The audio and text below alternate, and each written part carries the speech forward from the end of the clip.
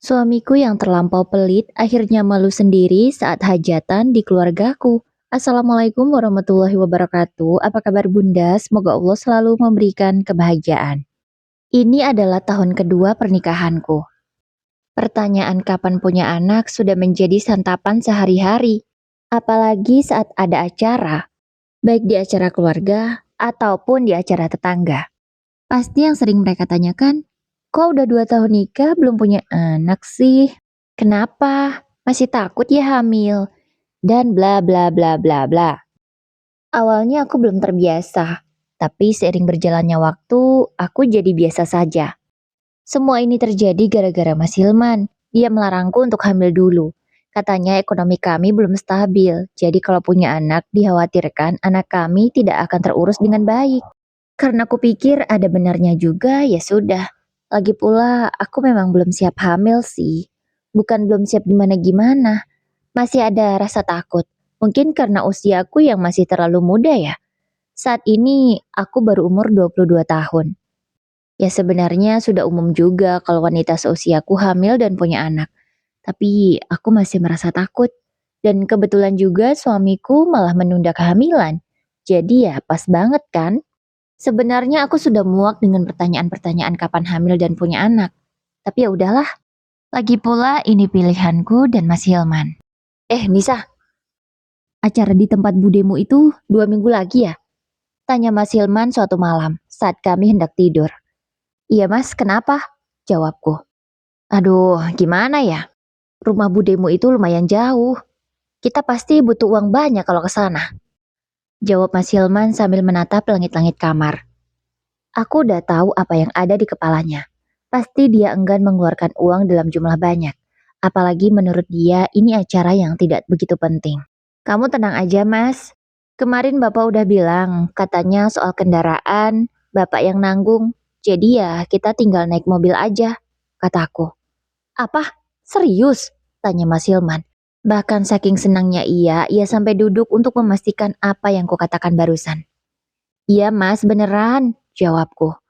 Alhamdulillah, selamat uangku, ucapnya pelan. Tapi ya nggak bisa sehemat itu juga mas. Budeku itu orangnya baik. Mana pas nikahan kita, bude itu banyak bantu. Ya kalau bisa, kita kondangannya agak banyak lah mas. Ucapku mengatakan apa adanya. Karena memang, budeku sangatlah membantu banyak saat acara pernikahanku dulu. Lah, itu kan kemauan budemu sendiri buat bantu, bukan kamu yang minta kan? Ya udahlah, kita nggak harus balas, jawab Mas Hilman. Tapi Mas, kita ini kan manusia, diberi hati nurani. Kalau sudah dibantu ya harusnya kita berpikir untuk membantu balik, kataku. Udahlah, aku nggak mau keluar uang banyak. Kalau bisa, besok kita nggak boleh keluar uang lebih dari 100.000, katanya tegas. Kemudian langsung berbaring lagi dan menarik selimut hingga menutupi kepalanya. Kalau sudah begitu, itu artinya dia tidak mau dibantah. Terserah kamu deh mas, kataku kesal. Akhirnya malam itu aku tidur dengan memunggungi Mas Hilman. Rasanya kesal sekali. Bisa-bisanya dengan keluarga sendiri dia berpikir seperti itu. Besok paginya, aku masak sarapan seperti biasa. Menu andalanku setiap pagi yaitu nasi goreng tanpa topping apapun. Mana sarapanku? Tanya Mas Hilman. Ia sudah rapi dengan pakaian kerjanya. Ini mas, jawabku sambil dengan sedikit malas meletakkan piring berisi nasi goreng ke hadapannya. Tanpa merasa bosan atau mungkin memang ya sudah begitulah entahlah. Aku bahkan bingung mengutarakannya. Mas Hilman memakan sarapannya dengan lahap. Menghabiskan sarapan itu tanpa tersisa sebutir pun nasi di atas piring. Kamu gak sarapan? Tanya Mas Hilman. Karena melihatku tidak makan bersamanya. Enggak mas, aku bosan. Jawabku singkat. Alah, gak usah bosan-bosan. Yang penting tuh makan, perut terisi dan kenyang, bisa kerja, katanya. Tapi ya nggak tiap hari nasi goreng juga, Mas. Sekali-kali kek sarapan bubur, atau sate, atau lontong sayur. Kan enak, Mas, bervariasi. Ada gizinya juga. Ini cuma nasi-nasi tok, kataku. Aduh, kamu tuh kebiasaan deh. Gak bersyukur jadi orang, ucap Mas Hilman. Bukan gak bersyukur, Mas. Tapi tuh kamu mampu ngasih yang lebih baik daripada ini. Tapi kamu malah gak melakukannya. Aku berkata sambil melipat tanganku di dada. Benar-benar menjengkelkan. Udahlah Nisa, banyak-banyakin syukur. Ingat loh, orang di luar sana banyak yang gak bisa makan. Kamu masih bisa makan nasi goreng enak begini kok malah mengeluh. Ucapnya lagi. Yaudah deh mas, terserah kamu. Berangkatlah. Aku pusing kalau kamu di rumah lama-lama. Ucapku ketus. Yaudah, aku berangkat dulu. Doain aku ya. Kata Mas Hilman sambil mengulurkan tangannya untuk aku cium seperti biasa. Iya, hati-hati ya mas, kataku. Memang seperti inilah makanan hari-hariku. Pagi nasi goreng. Siangnya nasi berlaukkan sambal dan juga ikan asin. Sedangkan malamnya, kalau tidak pakai tahu goreng ya tempe goreng. Seperti itu terus. Telur, jangan kalian tanya. Belum tentu sebulan sekali aku makan telur. Apalagi lauk-laukan seperti ikan, daging, atau ayam. Setelah ku ingat-ingat selama menikah dengan dia, aku baru makan daging saat hari raya kurban. Itu karena kita dapat bagian kan? Sedangkan kalau makan ayam atau ikan, itu di hajatan keluarga atau di hajatan tetangga. Ya gitu terus deh, aku baru bisa makan enak. Kalau di rumahku sendiri, menu kami sangat irit dan hemat. Aku ralat.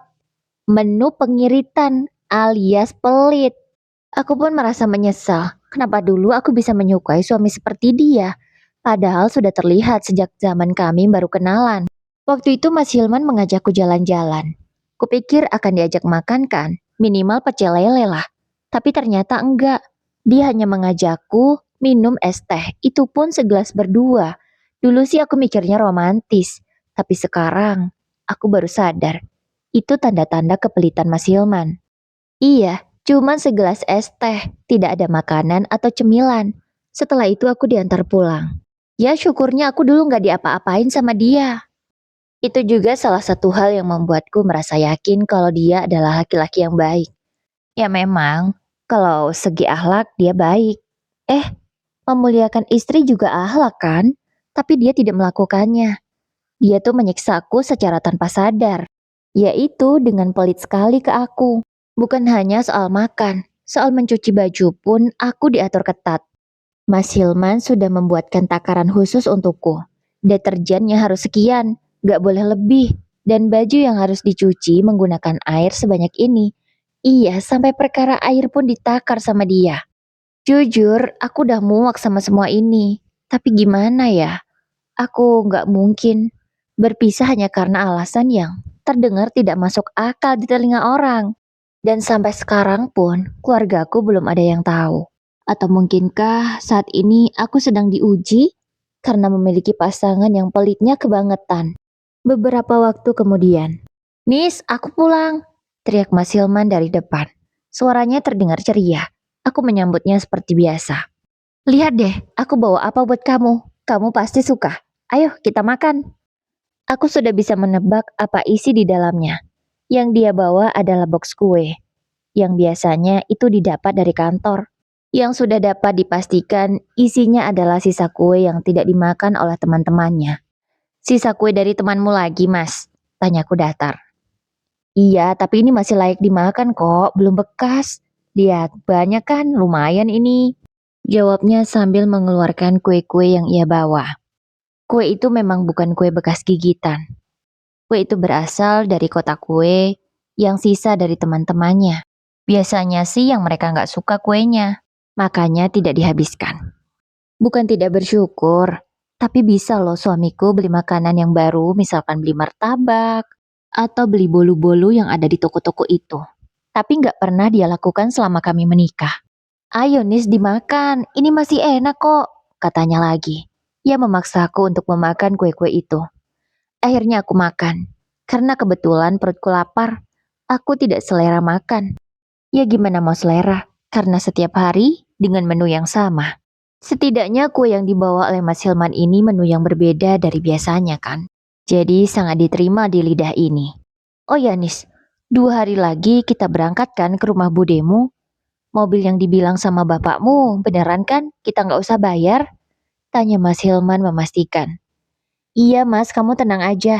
Kamu nggak akan keluar uang sepeser pun untuk biaya mobil. Jawabku. Suaraku terdengar kesal. Tapi sepertinya Mas Hilman tidak peduli. Bagus-bagus. Pokoknya kamu harus packing ya. Bawa baju-baju kita yang paling bagus, katanya. Iya, jawabku malas. Kalau urusan pakaian memang Mas Hilman tidak pernah pelit. Ia selalu membeli pakaian yang kualitasnya sedang. Tidak terlalu mahal, tidak terlalu murah, tapi terlihat elegan kalau dipakai. Aku sih tahu tujuannya, biar dia terlihat wah di mata orang lain. 2 hari kemudian, hari keberangkatan untuk menuju rumah Bude tiba. Aku dan Mas Hilman sudah berada di rumah orang tuaku, karena berangkatnya dari sana. Karena keluargaku memang belum ada yang punya mobil, jadi kami rental. Dengan biaya sekitar 2 juta rupiah, dan biaya yang cukup besar itu ditanggung oleh bapakku sendiri. Kami berangkat berenam. Aku, Mas Hilman, bapak ibu, dan juga kedua adikku.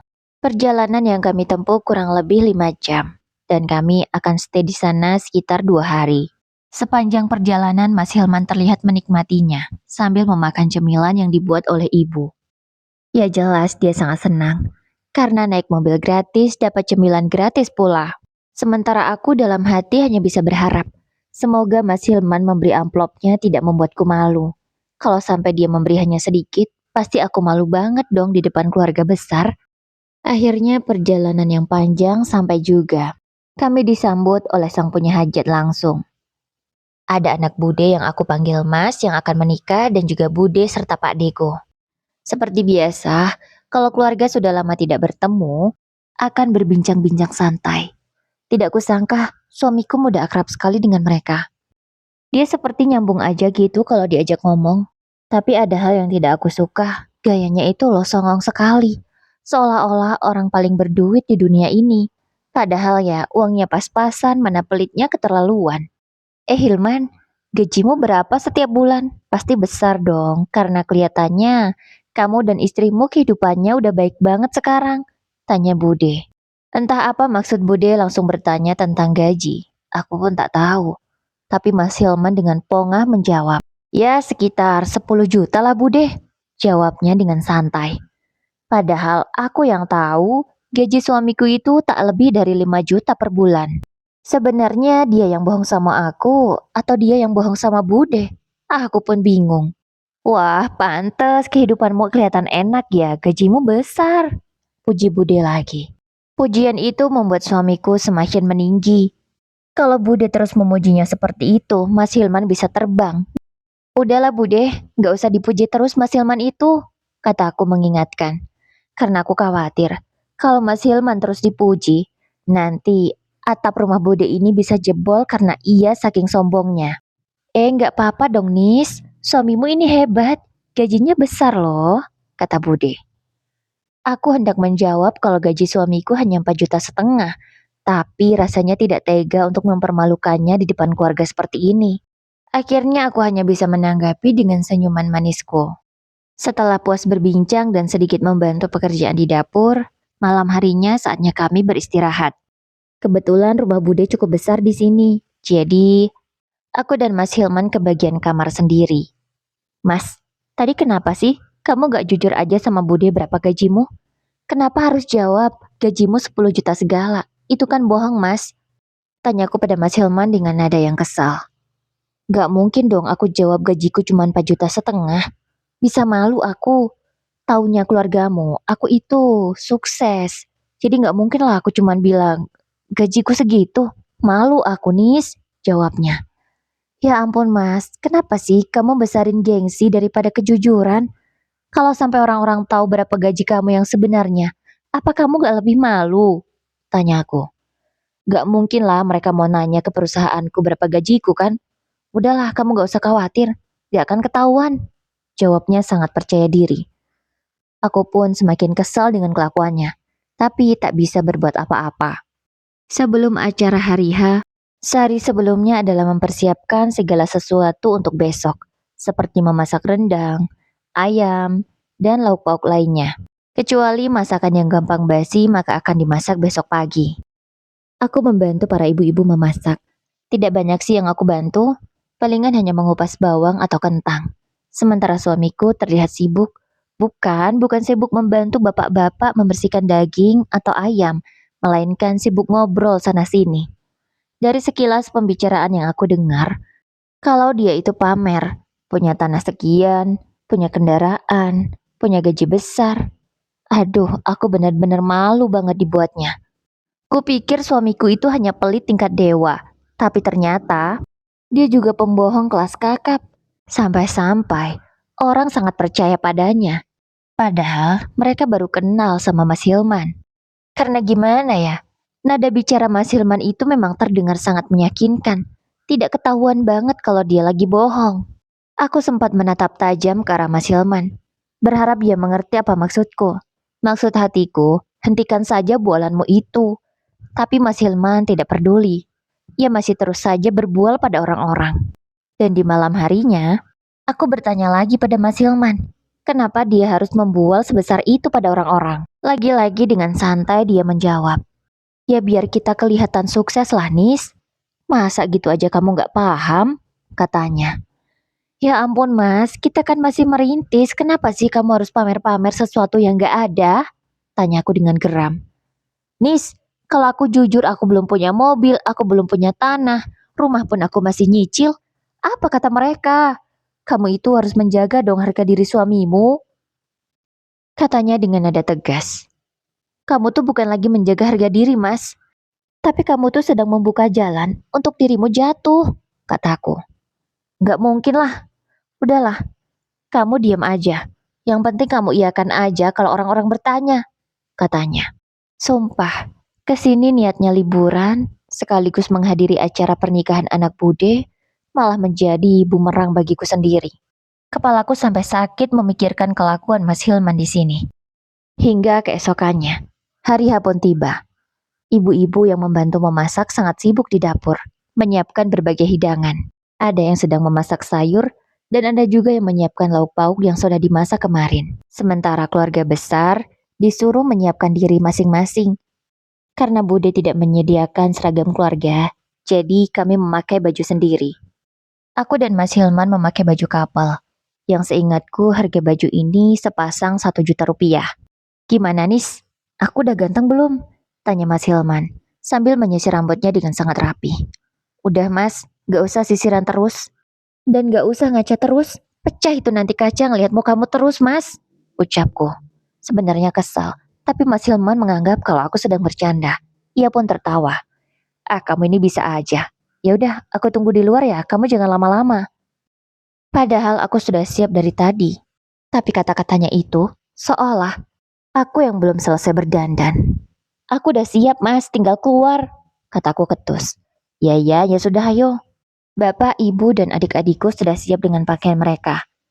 Sementara pengantin pria juga sudah siap dengan bajunya. Oh ya, untuk acara pernikahan di tempat perempuan sudah sebulan yang lalu. Ini tinggal acara di tempat yang laki-lakinya. Dan ada di sini, pengantin pria dan pengantin wanita harus dipingit tidak boleh bertemu dulu sampai hari H tiba. Kalau tidak salah kemarin dipingit selama 3 hari. Ya mungkin tujuannya biar kalau ketemu terasa pengantin baru lagi kali ya. Aku jadi teringat saat aku dulu menjadi pengantin baru. Tapi setelah melihat wajah suamiku, aku jadi kesal. Karena ternyata manisnya pernikahan hanya di awal saja. Tak lama kemudian, rombongan pengantin wanita sudah datang. Acara adat pun sudah selesai. Pengantin sudah berada di pelaminan.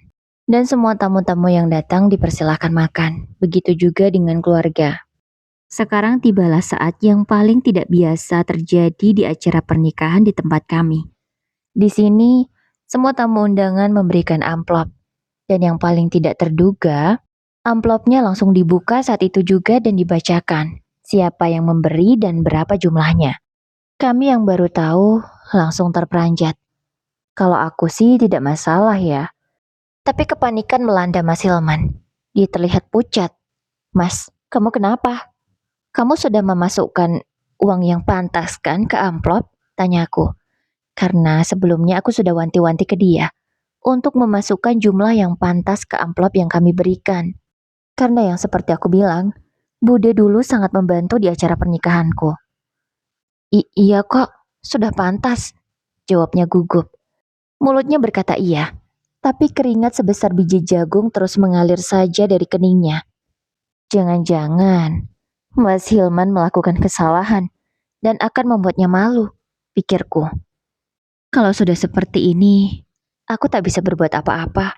Aku hanya bisa pasrah. Kalau tebakanku, pasti Mas Hilman memasukkan uang dalam jumlah sedikit dan memberi nama di amplop itu.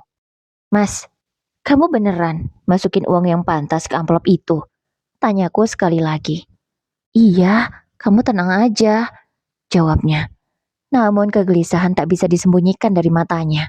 Amplop banyak orang sudah dibacakan sedari tadi. Ada yang menyumbang 100.000, 200.000, 300, bahkan sampai jutaan. Paling kecil yang aku dengar sepanjang ini adalah 50.000. Hingga tiba sebuah nama disebut. Orang itu menyebutkan nama Mas Hilman dengan lantang. Kalau tidak salah ingat, orang yang membacakannya sempat diajak ngobrol juga oleh Mas Hilman kemarin. Hilman, begitu katanya dengan lantang. Namun tidak langsung menyebutkan nominal seperti yang sudah-sudah. Ia sempat berhenti sejenak. Kalau kuperhatikan sih amplopnya sudah dibuka, tapi entah mengapa tidak langsung disebutkan.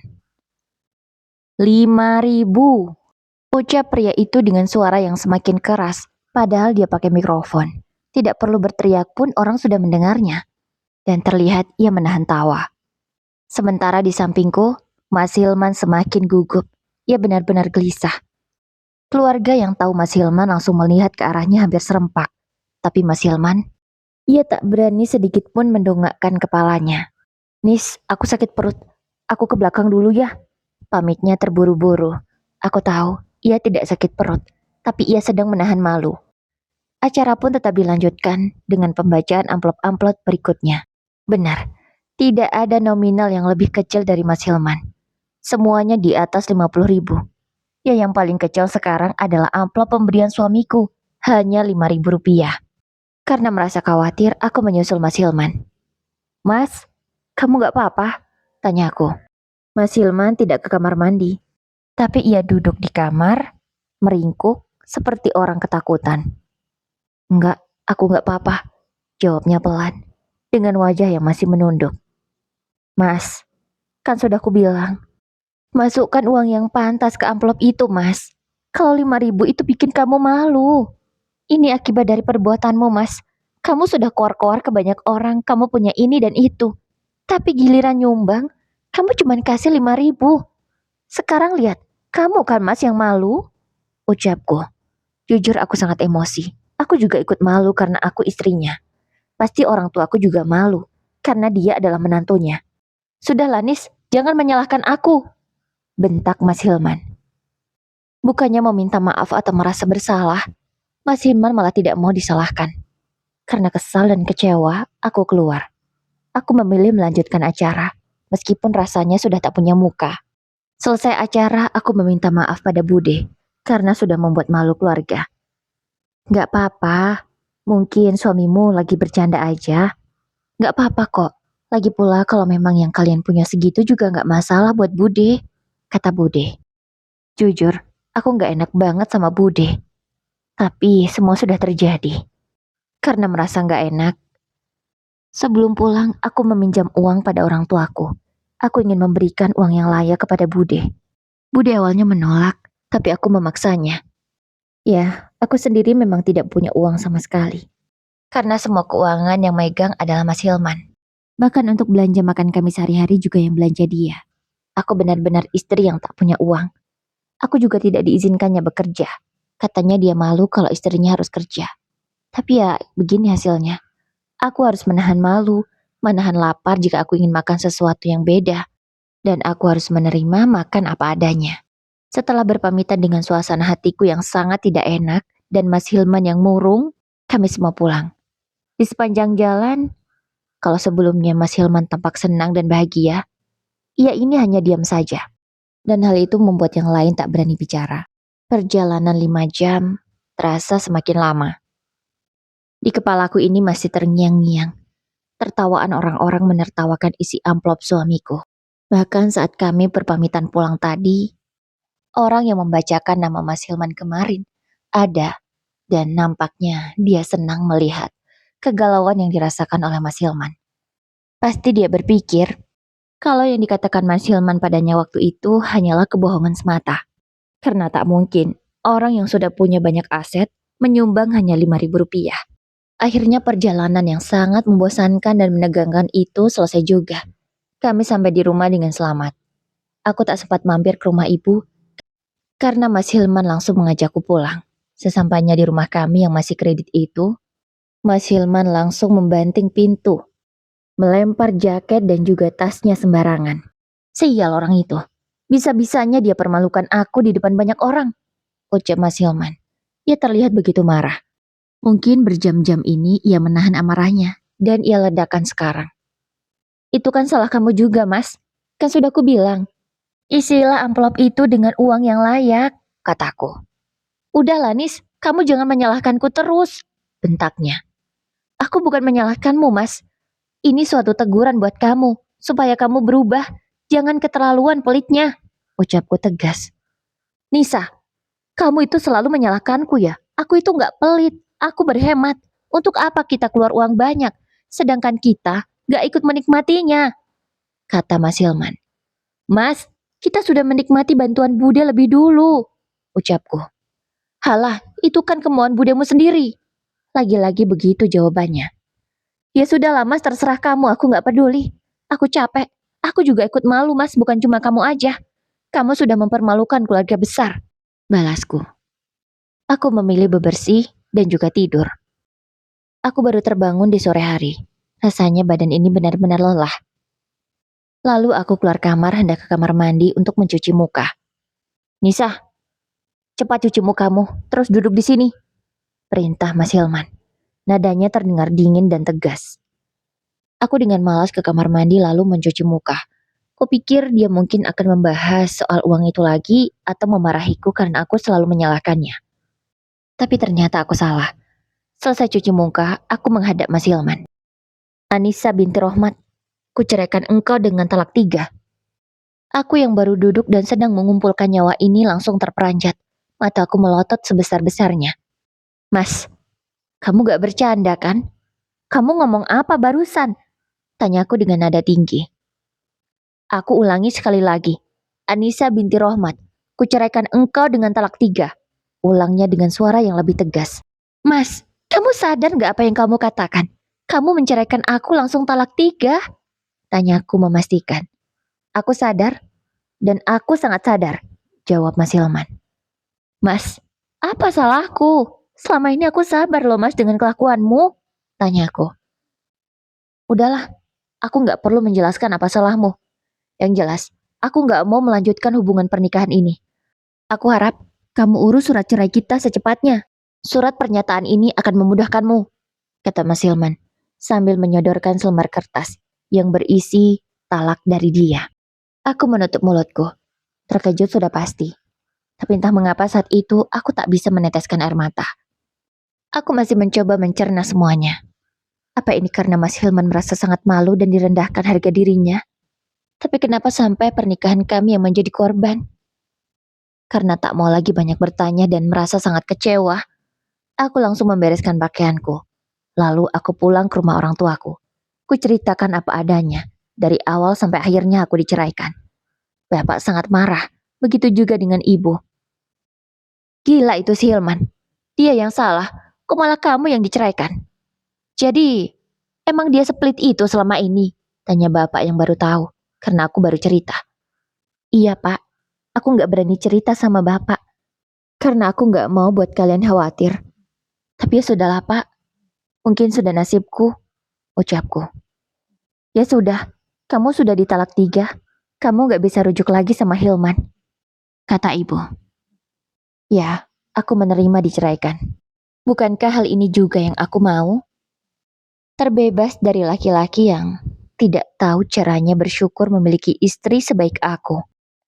Suami pelit dan tidak bisa memuliakan istrinya. Aku memulai hidupku yang baru, dengan status baruku sebagai janda. Aku kembali mencari pekerjaan. Aku jadi teringat dengan Mas Hilman yang menunda kehamilan. Aku merasa bersyukur. Mungkin itu adalah salah satu pertanda bahwa pernikahan kami memang tidak akan bertahan lama. Setelah 2 minggu, akhirnya aku dapat kerjaan. Aku diterima sebagai kasir di salah satu toko. Gajinya memang tidak besar, tapi setidaknya aku bisa membeli kebutuhanku sendiri tanpa harus merepotkan orang tua. Aku juga segera mengurus surat ceraiku. Karena yang paling berpengaruh kalau tidak segera diurus surat cerai adalah perempuan. Akhirnya setelah melalui proses yang sangat panjang, aku sudah resmi bercerai secara negara dengan Mas Hilman. Setelah semua itu selesai barulah aku tahu alasan yang sebenarnya. Ya, penyebab utama adalah Mas Hilman merasa malu karena dia dipermalukan di depan orang banyak karena hanya mengisi amplop sebesar Rp5.000. Aku mendengar langsung dari teman Mas Hilman yang diajak cerita. Alasannya Mas Hilman tidak mau lagi melanjutkan hubungan pernikahan denganku. Karena kalau aku masih menjadi istrinya, ia akan ke rumah Bude lagi dan bertemu dengan orang-orang yang menertawakannya. Ia merasa harga dirinya diinjak-injak di sana. Jadi, demi mempertahankan harga diri dan egonya, ia mengorbankan rumah tangga kami. Bahkan dengan tega dia memfitnahku. Dia mengatakan pada orang-orang kalau aku istri yang tidak bisa diatur, istri yang pembangkang, dan tidak bisa menghargai suami. Tapi ya sudahlah, aku tidak peduli. Aku mau mengatakan pada orang pun, orang sudah terlanjur percaya duluan sama dia. Tapi aku percaya, kebenaran suatu hari pun akan terungkap. Kehidupan menjadi janda memang tidak mudah. Namanya seorang janda, banyak sekali rintangannya. Aku banyak digoda laki-laki saat aku bekerja. Bahkan aku hampir kehilangan pekerjaan karena aku difitnah menggoda suami orang. Padahal orang itu yang menggodaku duluan. Tapi untungnya bosku lebih percaya padaku daripada ke istrinya. Nisa, kamu harus lebih hati-hati ya. Kamu harus jaga diri, pesan bosku. Iya bu, saya akan selalu hati-hati. Tapi ya kadang gitu deh. Iya Nis, ibu ngerti kok. Tapi ya sudah, ibu lebih percaya kamu. Yang penting kamu bisa jaga diri ya, pesannya. Iya bu, siap, jawabku. Meskipun tak mudah, aku tetap harus semangat. Hingga akhirnya suatu hari aku mendengar kabar kalau Mas Hilman akan menikah lagi. Aku ingin mengatakan pada calon istrinya bahwa harus berhati-hati. Dan kalau bisa, ia harus tetap bekerja supaya bisa punya uang sendiri tidak seperti aku dulu. Tapi ya, apa urusanku sama dia? Nanti dikiranya aku cemburu lagi. Beberapa waktu kemudian Mas Hilman mengunggah sebuah foto pernikahan dengan istri barunya. Mereka berdua tampak bahagia. Aku jadi teringat masa pernikahanku dulu. Bahkan foto-foto pernikahanku dengan Mas Hilman masih ada di beberapa sosial mediaku. Saking cepatnya dia menikah lagi, aku bahkan belum sempat menghapusnya. Iya, karena memang hanya berjarak kurang lebih 40 hari saja. Tapi tiba-tiba, saat aku sedang asyik scroll sosial media, aku melihat sebuah postingan. Yang aku tahu itu adalah akun istri baru Mas Hilman. Ia memposting sebuah foto makanan, yaitu nasi putih, sambal dan juga ikan asin. Menu yang sama yang setiap hari aku makan saat menjadi istri Mas Hilman dulu. Captionnya sangat menyedihkan sekali. Ia menulis, "Kupikir menikah dengannya akan bahagia. Tapi ternyata kebahagiaan yang dia maksud adalah seperti ini. Ia memberiku makan nasi berlaukan sambal dan juga ikan asin. Kupikir cerita tentangnya kalau dia pelit adalah rumor semata. Tapi setelah menjadi istrinya, itu bukan rumor, tapi itu kenyataan. Yang entah aku mampu bertahan berapa lama bersamanya."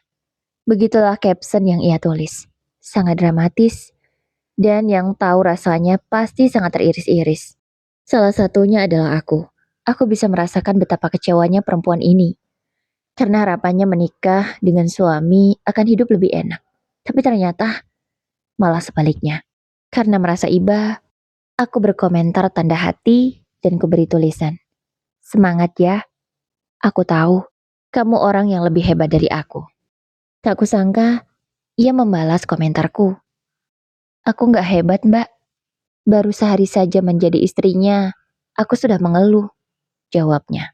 Aku yang bisa merasakan betapa kecewanya ia ikut meneteskan air mata. Mas, semoga kamu segera bertaubat, batinku. Bulan-bulan pun berlalu. Malam ini aku hendak tidur, tapi entah mengapa agak sulit. Karena sore tadi aku sempat ketiduran karena kecapean pulang kerja. Akhirnya aku membuka sosial media. Lagi-lagi, postingan dari istri Mas Hilman muncul. Sekarang dia udah gak bisa kerja lagi. Sekarang aku yang cari uang. Jadi kalau tiap hari aku kasih makan dia kayak gini nggak apa-apa kan? Tulisnya, dan di bawahnya ada sebuah foto, seorang pria yang terbaring.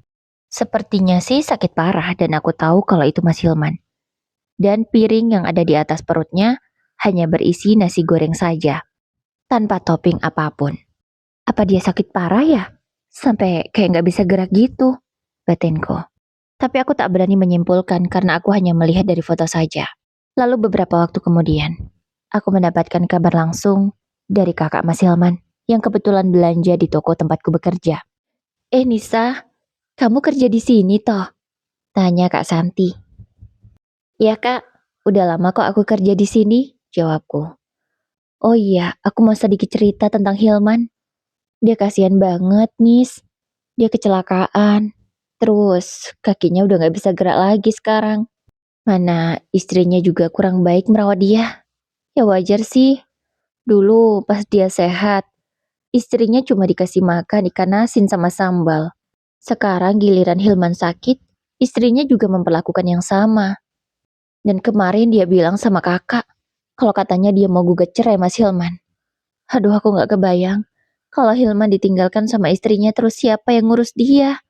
Ucap Kak Santi. Ya ampun, kasihan banget ya Mas Hilman kak. Tapi ya, mungkin itu takdirnya, ucapku. Aku tak bisa berkata banyak. Iya Nis, mungkin ini karma yang pantas dia dapat, karena dia keterlaluan. Nisa, tolong maafkan Hilman ya kalau dia banyak salah sama kamu, ucap Kak Santi lagi.